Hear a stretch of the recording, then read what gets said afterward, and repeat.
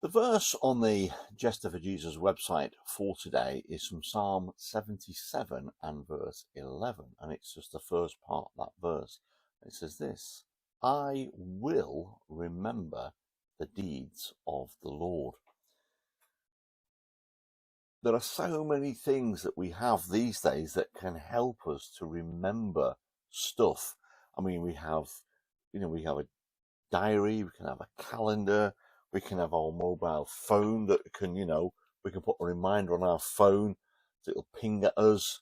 We've got various electronic devices around our homes. We can ask certain electronic devices to set a reminder and it will remind us at the right time.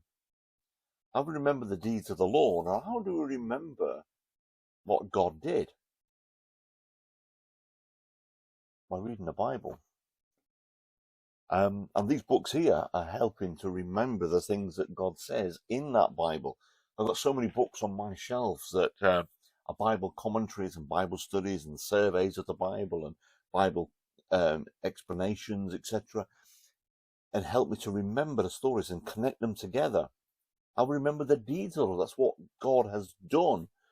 The Old Testament is full of God acting, helping the people out, the deeds that he's done, and that's why this is mentioned here in Psalms. The New Testament is full of the things that Jesus did. The first four books, Matthew, Mark, Luke, and John, the Gospels tell of the things that Jesus did.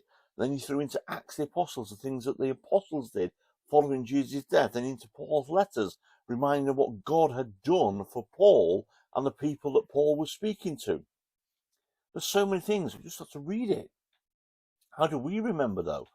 We remember by just reading, by getting connected to what God has said in his word, by studying it, by being studious and going through it and thinking, maybe taking a journal and making a note of things so we can reflect back. I have an electronic Bible here and I do things and I make notes electronically so that the next time I read that passage, something will pop up that I've already said, already thought about, and help to remember what God has spoken to me about during me reading his word. So, we can say we will remember the deeds of our Lord because we can read what he says. And I hope that's going to encourage us that we can read a bit more into his word and remember the things that God has done for us in our lives. Have a good day today.